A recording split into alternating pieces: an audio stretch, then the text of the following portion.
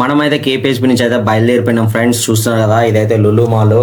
అంటే ఈ మనము హైటెక్ సిటీ నుంచి వెళ్ళిపోవాలన్నమాట. హైటెక్ సిటీ, గచ్చిబౌలి అండ్ ఓఆర్ఆర్ వీటి మీదుగా అయితే వెళ్ళాలి వికారాబాద్. సో మనం ఇప్పుడైతే పెట్రోల్ కొట్టించుకుందాం. మేమైతే ఒక 300 పెట్రోల్ అయితే కొట్టించినాం, ఎందుకంటే మన ప్యాషన్ ప్రో అంతకంటే ఎక్కువ తాగదు. సో 300 అయితే జబర్దస్త్ పోయి వచ్చేస్తాం కూడా మనము. అండ్ మనం ఈ హైటెక్ సిటీ నుంచి గచ్చిబౌలి నుంచి ఓఆర్ఆర్, నార్సింగి ఇలా వెళ్ళాలన్నమాట మనము. సో నీకు అంటే వికారాబాద్ ఎలా వెళ్ళాలి అనేది నేను ఆల్రెడీ మన తాండూరు వెళ్ళే వీడియోలో మీకు ఇన్ డీటెయిల్గా ఎక్స్ప్లెయిన్ చేశాను. సో సేమ్ రూట్ అనమాట. కాకపోతే ఇక్కడ పూడూరు దగ్గర నుంచి మనము రైట్ తీసుకొని లోపలికి వెళ్ళిపోతే, అంటే పూడూరు నుంచి ఒక అరౌండ్ ఒక 3 to 4 కిలోమీటర్స్ అయితే ఉంటుంది అనమాట ఈ దామగుండం ఆలయం అనేది. సో మీకు ఇక్కడ ప్రతిదీ అయితే నేను చెప్పడానికి ట్రై చేస్తాను, వే కూడా. అండ్ ఇక్కడ బస్సు వెళ్తుంది కదా, ఆ బస్సు కూడా వికారాబాద్ వెళ్ళేదే. సో మేము దాన్ని ఫాలో అయినాము. And at the same time మా మొబైల్లో ఉన్న మ్యాప్స్ అయితే ఫాలో అయిపోయినాం మేము. సో వికారాబాద్ కూడా మనం వెళ్ళాల్సిన అవసరం లేదు. అంటే వికారాబాద్కి ఒక 5 kilometers 6 kilometers ముందే ఉంటుంది అనమాట ఈ పూడూరు అనేది. సో మీరు ఇక్కడ వీడియోని అయితే చూసేయండి. అండ్ ఇక్కడ చూస్తున్నారు కదా, వికారాబాద్ మనం దగ్గరికి అయితే వచ్చేసినాము. అండ్ ఇదంతా అడవి ప్రాంతం అనమాట. మొత్తం చెట్లన్నీ కొంచెం ఎండాకాలం కదా, కొంచెం ఎండిపోయినాయి. మీరు ఇక్కడ బోర్డులో చూసుకుంటే మనకి వికారాబాద్ 10 kilometers అండ్ అదేవిధంగా తాండూరు 50 kilometers అని చూపిస్తుంది కదా. సో ఆ బోర్డు మీరు చూసుకుంటే మీకు ఒక ఐడియా వస్తుంది అనమాట. ఈ వే అయితే బ్యూటిఫుల్గా ఉంది గైస్. అండ్ మేము ఇక్కడ ఫోటోలు తీద్దాం అనుకున్నాం, కానీ మాకు అంత టైం లేకుండే. ఇక్కడ చూస్తున్నారు కదా కమాన్, ఇదే మన పూడూరు అనమాట. సో ఇక్కడ నుంచి రైట్, ఆ కమాన్ లోపలికి వెళ్ళిపోవాలి. సో ఇక్కడ నుంచి రైట్ తీసుకోవాలన్నమాట మనము. సో అంటే అది ఆ కమాన్ అనేది కన్స్ట్రక్షన్లో ఉంది కదా. సో అందులో నుంచి వెహికల్స్ ఏలో లేదు. సో మేము పక్కన కొంచెం దారి అయితే వీళ్ళు రెడీ చేశారు, అంటే అవైలబుల్గా అయితే ఉంది. సో మేము ఆ రూట్ నుంచి అయితే వెళ్ళిపోతున్నాము. ఈ రూట్ కొంచెం బాగానే ఉంది, కొంచెం గతుకులు అయితే ఉంది. కొంచెం చూసుకుని వెళ్ళండి, ఎందుకంటే కింద పడితే మళ్ళీ ఎవరు ఏం చేయలేరు. మీకు ఆ విలేజ్లో ఎవరు అడిగినా దామగుండం రూట్ అయితే చూపిస్తారు గైస్. మేము విలేజ్ దాటిన తర్వాత ఈ ఫుటేజ్ ఇది. సో ఇక్కడ నుంచి దామగుండం ఒక 5 kilometers అయితే ఉంటుంది. సో ఇక్కడ చూస్తున్నారు కదా బోర్డు. సో ఈ బోర్డు అనేది దామగుండం బోర్డు అని ఉంది కదా. ఇక్కడ నుంచి కొంచెం ముందుకు వెళ్తే మనకి దామగుండం మొత్తం ఇక ఫారెస్ట్, ఇదంతా ఫారెస్ట్ ఏరియానే గైస్. సూపర్ గ్రీనరీ అనమాట, చాలా బాగుంది. Hi guys, welcome back to our channel విచిత్ర సోదరులు వ్లాగ్స్. అండ్ అందరు ఎలా ఉన్నారు? అందరు బాగున్నారని అనుకుంటున్నాను. మేమైతే సూపర్ ఉన్నాం. ఈ వీకెండ్ అయితే మనము హైదరాబాద్కి అతి దగ్గరలో వికారాబాద్ జిల్లా దామగుండం గ్రామంలో ఉన్న రామలింగేశ్వర ఆలయం దగ్గరికి అయితే వచ్చినాము. సో ఆ ఆలయంని ఈరోజు ఎక్స్ప్లోర్ చేద్దామని ఫిక్స్ అయినాం అనమాట. సో ఈ వీడియోని అయితే లాస్ట్ వరకు చూసేయండి, ఎందుకంటే ఇందులో టెంపుల్ అనేది వాటర్ లోపల ఉంటుందంట. ఒకసారి అయితే చూసేద్దాం మనము. సో అంతకన్నా ముందు ఫస్ట్ టైం మన ఛానల్ విజిట్ చేసినట్టయితే ఫస్ట్ సబ్స్క్రైబ్ చేసేయండి. అండ్ ఈ వీడియోని లాస్ట్ వరకు చూసి ఒక చిన్న లైక్ కొట్టండి. అండ్ అదేవిధంగా మీ ఫ్రెండ్స్కి అయితే షేర్ చేయండి. సో సోది లేకుండా let's get in to the video. Guys, ఈ దామగుండం ప్లేస్కి అయితే వచ్చేసినాము. మొత్తం సైలెంట్ ఉంది అండ్ ఇదంతా అడవి. అండ్ ఇక్కడ చెట్లు కూడా మామిడి చెట్లు, ఈ గాను చెట్లు అయితే ఉన్నాయి. లోపలికి అయితే వెళ్దాం. లోపలికి వెళ్ళి మొత్తం టెంపుల్ని అయితే చూద్దామా, సరేనా? మేమైతే వెళ్తున్నాం గైస్ లోపలికి. అంటే మొత్తం గ్రీనరీ చుట్టూ, ఈ మర్రి చెట్లు అండ్ అదేవిధంగా ఈ మన మామిడి చెట్లు, గానుగ చెట్లు అయితే ఉన్నాయి. మీరు చూస్తున్నారు కదా, ఈ వేలో మొత్తం మర్రి చెట్లు, పెద్ద పెద్ద మర్రి చెట్లు, మర్రి ఉడలు అయితే ఉన్నాయి. లోపలికి అయితే వెళ్దాము. టెంపుల్ ఎలా ఉంది మొత్తం చూద్దాము. ఈ టెంపుల్లో ఉన్న శివలింగాన్ని అయితే స్వయంగా శ్రీరామచంద్రమూర్తి ప్రతిష్ఠించినట్లుగా చెప్తారు. ఎందుకు అని అంటే, రావణాసురుని సంహరించిన తర్వాత శ్రీరాముల వారికి ఆయన గురువు గారు ఒక శాపం ఇస్తారనమాట. ఆ శాపం తొలగిపోవాలి అని అంటే కోటి లింగాల్ని ప్రతిష్ఠించాలని శ్రీరామచంద్రమూర్తికి చెప్తారు. ఎందుకు శ్రీరామచంద్రమూర్తి కోటి లింగాలు ప్రతిష్ఠించాలి అని అంటే, ఆయన చంపినటువంటి రావణాసురుడు శివుని భక్తుడు, ఎవరికీ దొరకని ఆత్మలింగం ఆయనకు దక్కింది కాబట్టి అంత గొప్ప భక్తుని చంపినందుకు ఆయనకి శ్రీరామచంద్రమూర్తికి శాపం ఇస్తారనమాట ఆయన గురువు గారు. నువ్వు కోటి లింగాల్ని ఎప్పుడైతే ప్రతిష్ఠిస్తావో అప్పుడు ఆ శాప విమోచనం కలుగుతుంది అని అయితే చెప్తారనమాట ఆయన. సో అందుకని శ్రీరామచంద్రమూర్తి ఆయనకు కనిపించిందల్లా లింగ రూపంగా భావించి కోటి లింగాలను అయితే ప్రతిష్ఠిస్తారనమాట. సో ఆ కోటి లింగాలు ప్రతిష్ఠించిన దానిలో ఒక లింగమే మన ఈ దామగుండం రామేశ్వర ఆలయం. సో ఈ ఆలయాన్ని దర్శించడం వలన యమగండం కూడా తొలగిపోతుందని ఇక్కడ పంతులు గారు అయితే నాకు చెప్పారనమాట. సో మనం ఇక్కడ చూస్తున్నాం కదా పుష్కరిణి. సో ఆ పుష్కరిణి ఎంట్రన్స్లో అయితే మనకి గణపతి అండ్ అదేవిధంగా ఆ పుష్కరంలో ఇంకా కొన్ని విగ్రహాలు అయితే ఉన్నాయి. అవి మొత్తం మనం చూద్దాము. ఈ వ్యూ చూడండి, హైలైట్గా ఉంది. సో మనం ఫస్ట్ అయితే ఇప్పుడు లోపలికి వెళ్ళి అక్కడ ఏముంది మొత్తం కూడా చూద్దాము. సో నేనైతే ఇప్పుడు లోపలికి వెళ్తున్నాను. వెళ్తుంటే అసలు చాలా ప్రశాంతంగా, చాలా పీస్ఫుల్గా, చాలా బాగుంది. సో చూడండి, మీరే చూడండి. అండ్ కింద చేపలు కూడా ఎంత క్యూట్గా ఉన్నాయో చూడండి. చేపలు చూడ అసలు ఎట్లున్నాయో. ఇక్కడ ఇక్కడ ఇక్కడ అన్ని చిన్న చిన్న చేపలు రా మొత్తం ఫ్రెండ్స్. ఇటు సైడ్ అయితే అది చూపెట్టరు ఒకసారి. ఇటు సైడ్ అయితే బాగా లోతుంటుందంట, ఇక్కడ చిన్నపిల్లలు ఉన్నారు వాళ్ళు చెప్తున్నారు. అండ్ ఇటు సైడ్ ఏమో కొంచెం తక్కువ లోతుంటుంది అనమాట. ఈ పొరాలందరూ ఈత అయితే ఇళ్ళనే కొడుతున్నారు. అండ్ ఇదైతే చాలా లోతుంటుందంట. సో ఈత వచ్చి కదా అని అయితే దూకమాకండి, ఇలాంటి సాహసాలు అయితే మనకు వద్దు. లోపలికి అయితే దేవుడిని అయితే ఫస్ట్ దర్శనం చేసుకున్నాము.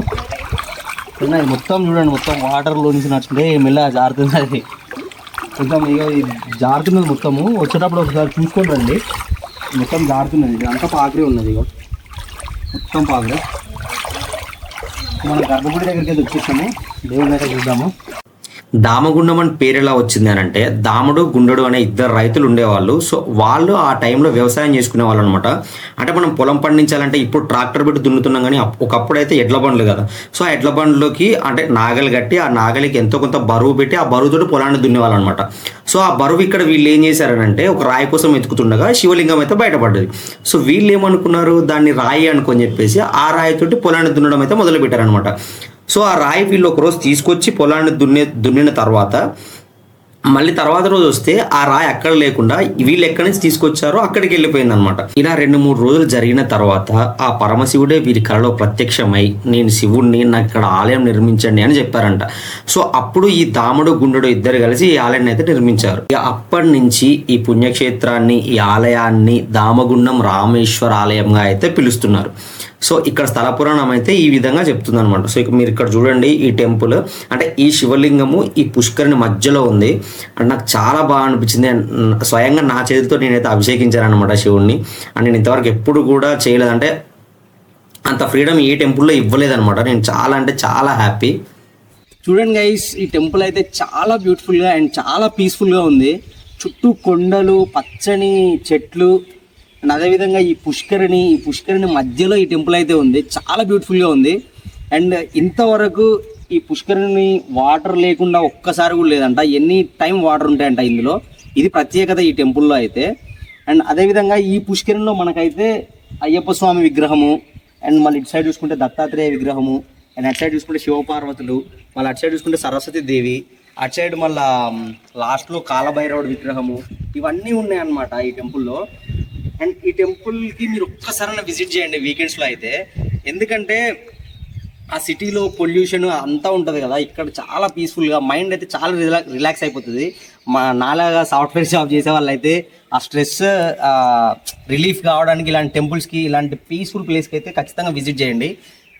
వర్త్ అనమాట. ఇది చాలా బాగుంది టెంపుల్ అయితే. అంటే చూడడానికి చాలా చిన్న టెంపుల్, కానీ ప్రశాంతత కోసం అయితే ఈ టెంపుల్కి విజిట్ చేయండి అని అయితే నేను సజెస్ట్ చేస్తున్నాను. ఓకేనా? ఈ పుష్కరిణి ముందు నుంచి అయితే మనకు మెట్లు అయితే ఉన్నాయి మెయిన్ టెంపుల్ లోపలికి. సో ఇప్పుడు మెయిన్ టెంపుల్ ఎలా ఉంది మొత్తం కూడా చూద్దాం, పదండి.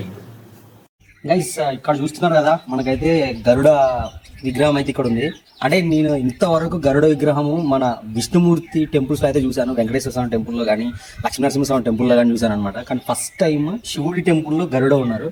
అంటే నేను ఎప్పుడు కూడా చూడలేదన్నమాట శివుడి టెంపుల్లో గరుడ. ఒకవేళ మీరు ఏ టెంపుల్లో అయినా చూసింటే కనుక కింద కామెంట్ చేయండి. గైస్, మన టెంపుల్ ఎదురుగా అయితే ఇది ఉంది. అండ్ ఇందులో ఏముందో చూద్దాం రండి.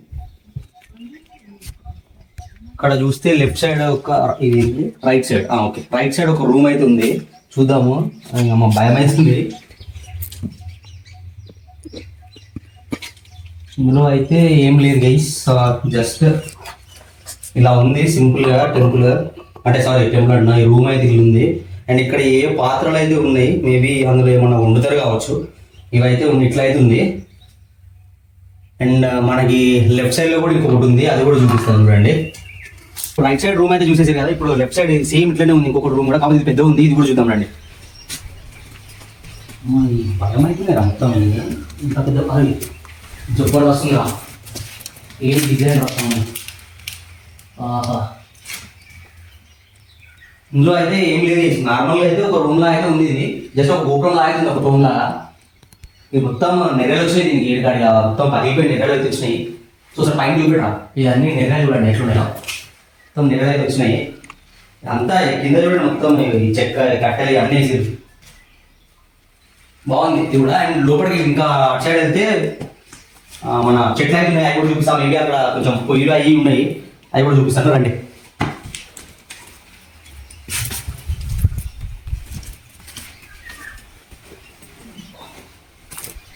సో ఇక్కడ చూడండి గైస్, అబ్బా మొత్తం అయితే మర్రి చెట్లు కదా, మర్రి చెట్లే ఆ ఊళ్ళో అయితే మర్రి గుడిలే. అండ్ ఇక్కడ చూడండి పొయ్యిలు అవన్నీ పొయ్యి రాళ్ళు అంటున్నాయి. మేబీ ఇక్కడ ఏమన్నా వండుకుంటారేమో, నాకైతే తెలీదు.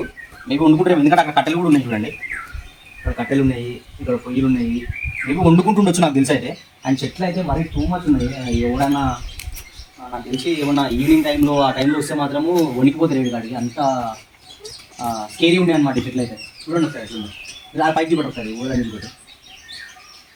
చూస్తున్నారు కదా సౌండ్స్ అయితే భలే మంచిగా అనిపిస్తున్నారు, మజా వస్తుంది. ఆ పిక్చర్ అన్ని సౌండ్ చేస్తుంటే మస్తు మజా వస్తుంది. ఓకేనా, ఇంకా లోపల ఇంకేమైనా ఉన్నాయని చూసేద్దాం. టెంపుల్ ముందు మనకైతే ఇక్కడ చూస్తున్నారు కదా నంది, అండ్ అదే విధంగా ఈ నంది పక్కన మనకైతే నవగ్రహాలు ఉన్నాయి చూడండి. ఈ నంది ఇక్కడ ఉంది కదా, సో మీరు ఇప్పుడు చూస్తుంది నవగ్రహాలు అనమాట. ఈ నవగ్రహాలు నంది రెండు ఒకటే పక్క పక్కన అయితే ఉన్నాయి చూడండి. ఈ ఆలయాన్ని హరిహరుల క్షేత్రంగా కూడా పిలుస్తారు, ఎందుకంటే ఇక్కడ శివుడు విష్ణుమూర్తి ఇద్దరు కూడా కొలువై ఉన్నారని ఇక్కడ నమ్మకము. అందుకనే హరిహరుల క్షేత్రంగా భావిస్తారనమాట. గైస్ మీరు అక్కడ మన పుష్కరిణి దగ్గర ఉన్న ఆలయంలో ఉన్న శివలింగాన్ని అయితే చూసారు కదా.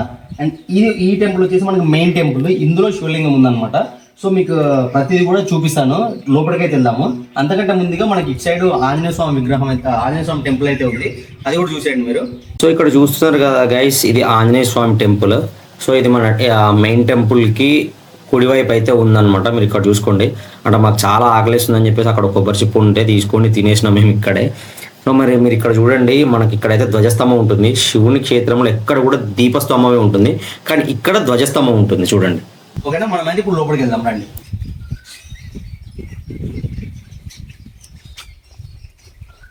చూస్తున్నారు కదా, ఇది మొత్తం కూడా రాయితోటే ఉందన్నమాట. ఈ మన ఏమంటారు, ఈ గడప ఇదంతా కూడా రాయితోటే ఉంది. లోపలికి అయితే వెళ్దాము. బా ఎంత కూల్ ఉందంటే మస్తు కూల్ ఉందమ్మా టెంపుల్ లోపల అయితే. మీరు చెప్తే నమ్మరు కానీ గైస్, బయట ఎండ అయితే చుక్కలు చూపించింది, కానీ ఒక్కసారి టెంపుల్ లోపలికి వచ్చిన తర్వాత ఎంత కూల్గా, ఎంత ప్రశాంతంగా, అదే అసలు ఎంత కూల్ అంటే అంత కూల్గా ఉంది. ఏసీ కూడా పనికిరాదు, అంత కూల్గా ఉంది టెంపుల్ లోపల అయితే. చూడండి మొత్తం పెద్ద పెద్ద రాళ్లతో అయితే ఈ టెంపుల్ అయితే నిర్మించారు. అంత పైన కూడా అంటే మనం ఇప్పుడు సీలింగ్ అవి పెడుతున్నాం కదా, సో ఆ పైన కూడా మొత్తం రాళ్ళే, పెద్ద పెద్ద రాళ్ళు. కానీ ఎవరు మూసారో లే కానీ అప్పట్లో వాళ్ళకి నా సెల్యూట్, అంత పెద్దగా ఉన్నాయి ఈ బండలు అయితే. సో ఇక్కడ చూస్తున్నారు కదా, శివుడిని దర్శించుకోండి. అండ్ మీరు కూడా ఖచ్చితంగా వీకెండ్స్లో విజిట్ చేయండి ఈ టెంపుల్ని. చాలా చాలా అంటే చాలా ప్రశాంతంగా ఉంది టెంపుల్. స్ట్రెస్ అయితే చాలా రిలీఫ్ అవుతుంది అబ్బా. నా సైడ్ నుంచి అయితే ఇది సజెషన్ అనమాట. సో మీరు ఖచ్చితంగా విజిట్ చేయండి. సో ఆ టెంపుల్ దేవుని దర్శించుకున్న తర్వాత మేము బయటకు వచ్చేసినాము. ఇక్కడ వినాయకుడు ఉంటే వినాయకుడిని దర్శించుకున్నాము. అండ్ అదేవిధంగా మనకి ఆ టెంపుల్ పక్కనే ఇది ఒకటి ఉందన్నమాట, ఇంకొక టోంబ్. ఆ చెట్టు లోపల అది ఊరికిచ్చిరో ఏమో ఆ బండరాయి అయితే చాలా పెద్దగా ఉందన్నమాట అది. సో ఇక్కడ చూడండి, ఇది కూడా పెద్ద ఏం లేదు, మొత్తం కూలిపోయే స్టేజ్లో అయితే ఉన్నాయి ఇవి. సో మీరు కూడా కొంచెం జాగ్రత్త వహించి లోపల చూద్దాం అనుకుంటే మాత్రం జాగ్రత్తగా లోపల అంతా చూసుకొని నిమ్మలంగా వెళ్ళండి. ఎందుకంటే ఏ క్షణాన ఎలా ఏం జరుగుతుందో ఎవరికి తెలియదు కదా. సో అందుకని సో ఇక లాస్ట్గా మనం ఇక ఫైనల్ వ్యూ అయితే చూడండి గైస్, ఇక్కడ పుష్కరిణి దగ్గర. అండ్ ఇక్కడ ఈ పుష్కరిణి వెనకాలే మనకి RRR రామ్ చరణ్ది ట్రైనింగ్ ఇస్తారు కదా చిన్నప్పుడు, ఆ షూట్ ఇక్కడే చేశారంట ఇక్కడ పంతులు. సో ఈ వీడియోకి అయితే ఇంతే గైస్. ఈ వీడియో మీ అందరికి ఎలా అనిపించింది? అందరికి నచ్చిందని అనుకుంటున్నాను. సో నచ్చితే కనుక లైక్ చేయండి. అండ్ మీరు ఎవరితో అయితే ఈ టెంపుల్కి వద్దాం అనుకుంటున్నారో వాళ్ళకైతే ఈ వీడియోని షేర్ చేయండి. అండ్ అదేవిధంగా మన ఛానల్ సబ్స్క్రైబ్ చేసేయండి. బాయ్.